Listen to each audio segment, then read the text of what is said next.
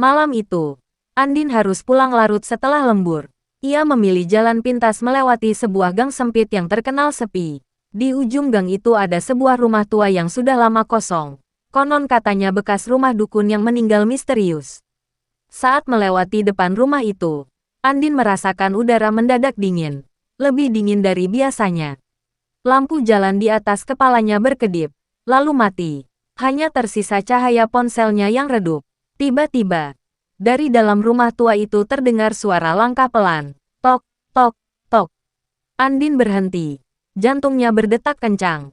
Pintu rumah tua itu perlahan terbuka sendiri, meski tidak ada angin. Dari dalam, muncul suara perempuan tertawa lirik. Hihihi, sudah lama tidak ada yang lewat sini. Andin gemetar, mencoba berlari. Tapi kakinya seperti berat, tubuhnya kaku. Dari jendela pecah rumah itu, ia melihat sosok perempuan berambut panjang. Matanya merah menyala, menatap langsung ke arahnya. Suara langkah semakin dekat, bayangan hitam mulai merayap keluar dari pintu rumah. Andin menjerit sekeras-kerasnya. Lalu semua lampu gang tiba-tiba menyala kembali. Jalan itu kosong, rumah tua itu tertutup rapat. Andin berlari tanpa menoleh lagi. Sejak malam itu, ia bersumpah tidak akan pernah lagi melewati gang itu sendirian. Konon, setiap orang yang melintas di depan rumah itu larut malam, akan selalu mendengar suara tawa lirih dari dalam. Beberapa hari setelah kejadian itu, Andin menceritakan pengalamannya kepada teman kos. Awalnya teman-temannya tidak percaya, menganggap Andin hanya kelelahan. Tapi, Rina, salah satu temannya, mengaku pernah mendengar cerita serupa dari warga sekitar. Katanya dulu pemilik rumah itu seorang dukun perempuan. Waktu meninggal, jasadnya tidak dikuburkan dengan benar. Sejak itu rumahnya selalu ada penampakan. Jelas Rina dengan suara pelan. Malam berikutnya, Andin terbangun sekitar pukul 2 dini hari. Ia mendengar suara ketukan dari arah jendela kosnya. Tok, tok, tok. Ketukan itu ritmis, pelan, tapi terasa menusuk. Dengan gemetar, Andin memberanikan diri mengintip dari celah gorden. Di luar jendela, samar terlihat sosok perempuan berambut panjang. Wajahnya pucat, dengan senyum lebar yang tidak wajar. Matanya merah menyala, sama seperti sosok yang ia lihat di gang itu. Kamu sudah lihat aku, sekarang kamu tidak bisa lari lagi, bisiknya dari luar kaca. Lampu kamar Andin berkelip-kelip, lalu padam. Saat itu, udara menjadi sangat dingin. Napas Andin berembus putih. Ia menjerit keras, membangunkan semua penghuni kos. Namun, ketika mereka masuk ke kamar Andin, tidak ada siapa-siapa di luar jendela. Hanya bekas kep tangan hitam di kaca, seperti terbakar. Setelah kejadian di kos itu, Andin mulai sering sakit-sakitan. Badannya lemas, matanya sayu, dan setiap malam ia selalu bermimpi berada di dalam rumah tua di ujung gang. Dalam mimpi itu, perempuan berambut panjang menawarinya kursi kayu di ruang tamu berdebu. Duduklah, kamu akan tinggal bersamaku di sini. Teman-temannya yang cemas akhirnya memanggil seorang ustadz. Saat ustadz datang dan mulai membaca doa, Andin tiba-tiba menjerit keras. Dari mulutnya keluar suara lain, bukan suaranya, melainkan suara perempuan parau. Dia sudah milikku, kalian tidak bisa mengambilnya. Suasana kamar mendadak panas, lampu berkedip, dan kaca jendela pecah sendiri. Semua penghuni kos ketakutan, beberapa langsung keluar kamar. Ustadz tetap duduk tenang, melanjutkan bacaan doa lebih keras. Andin menggeliat di lantai, tubuhnya kaku. Dari bayangan pojok ruangan, samar terlihat sosok perempuan berambut panjang itu merayap mendekat. Wajahnya penuh senyum menyeramkan. Tapi semakin doa dilantunkan, sosok itu menjerit dan akhirnya lenyap dalam kepulan asap hitam. Andin ambruk tak sadarkan diri. Ustadz berkata pelan, gang itu bukan sekadar jalan biasa. Ada perjanjian lama yang belum terselesaikan. Jangan pernah melintas sendirian di sana. Sejak malam itu, Andin sembuh perlahan. Tapi ia masih sering mendengar tawa lirih di telinganya saat menjelang tidur. Hihihi, beberapa minggu setelah sembuh, Andin mencoba menjalani hari seperti biasa. Tapi setiap melewati gang lain, bukan hanya gang rumah itu, ia sering melihat bayangan perempuan berambut panjang berdiri di ujung jalan, hanya menatap lalu menghilang. Rina yang khawatir akhirnya mendatangi ustadz itu lagi. Sang ustadz hanya menggeleng. Wajahnya terlihat berat. Ikatan itu belum sepenuhnya putus.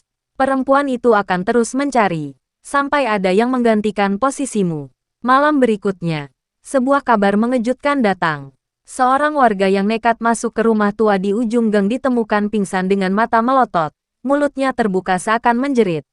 Di kaca rumah tua itu, tertulis dengan arang. Satu sudah bebas, satu harus tinggal. Andin menangis histeris saat mendengar kabar itu.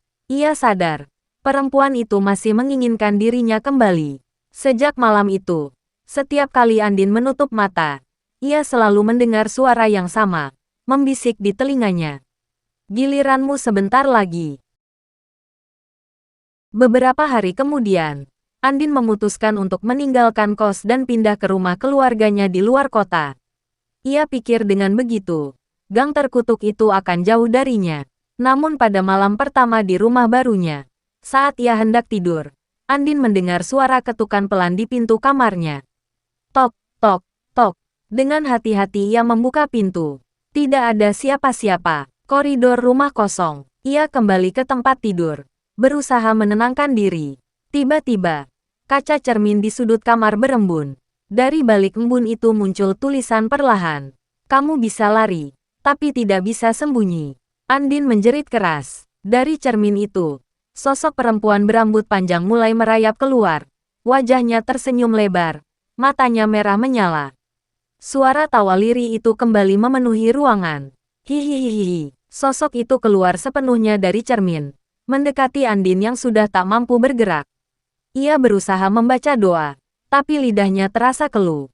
Perempuan itu membisik tepat di telinganya. Saatnya kau menepati janji. Keesokan paginya, keluarga Andin menemukan kamarnya kosong. Semua barangnya masih ada. Lampu kamar menyala, tapi tubuh Andin hilang tanpa jejak. Satu-satunya yang tersisa hanyalah cermin di sudut kamar, yang kini retak, dan di dalam retakan itu samar terlihat wajah Andin, seakan terjebak di dalam sana. Sejak hari itu, siapapun yang menatap cermin itu terlalu lama, akan mendengar suara tawa lirih. Hihihihi, dan konon, jika berani menatapnya di tengah malam, sosok perempuan berambut panjang itu akan muncul tepat di belakangmu. Beberapa hari setelah hilang, Andin tiba-tiba kembali. Tubuhnya lemah, matanya kosong, namun ia masih hidup. Keluarganya bingung, tapi Andin hanya berkata singkat, dia tidak akan berhenti, kecuali aku yang menghentikannya. Andin mulai mencari tahu sejarah rumah di ujung gang itu. Dari keterangan orang tua sekitar, perempuan berambut panjang itu dulunya seorang dukun hitam yang mati terbakar dalam ritual. Roh penasaran itu terikat pada rumah dan cermin-cermin tua. Malam itu, dengan membawa minyak wangi, garam, dan doa-doa yang diajarkan Ustadz, Andin kembali ke rumah kosong di ujung gang. Saat ia masuk, suasana terasa berat. Tawa lirih langsung terdengar di setiap sudut. Kamu kembali. Akhirnya kamu tahu tempatmu. Bayangan hitam mulai bermunculan, melingkari Andin. Dari tengah ruangan, sosok perempuan itu muncul. Lebih jelas dari sebelumnya. Matanya merah membara. Mulutnya robek lebar. Tapi Andin tidak mundur. Ia menaburkan garam ke tanah, membaca doa sekuat tenaga, lalu menghantam cermin tua di ruang tamu dengan palu besi. Cermin itu pecah berkeping-keping. Suara jeritan melengking memenuhi rumah, hingga kaca jendela pecah sendiri. Sosok perempuan itu menjerit keras. Tubuhnya terbakar asap hitam, lalu lenyap. Rumah itu akhirnya hening. Andin terjatuh ke lantai. Tubuhnya lelah, tapi wajahnya penuh lega. Untuk pertama kalinya sejak malam itu, tidak ada lagi suara tawa lirih yang mengikutinya. Atau, itulah yang ia pikirkan. Karena di salah satu pecahan cermin yang masih tersisa, samar terlihat mata merah menyala, masih menatapnya. Setelah berhasil menghancurkan cermin tua itu, Andin merasa sedikit lega. Namun beberapa hari kemudian, ia mulai sakit parah. Tubuhnya panas dingin. Mimpi buruk datang setiap malam. Dan setiap kali ia bercermin, bayangan wajahnya terlihat berbeda, seolah ada sosok lain menempel padanya. Keluarga akhirnya membawa Andin ke seorang ustadz yang dikenal sering meruqyah orang yang terkena gangguan gaib. Saat prosesi ruqyah dimulai, Andin tiba-tiba menjerit keras. Tubuhnya menggeliat, matanya merah, dan dari mulutnya keluar suara perempuan serak.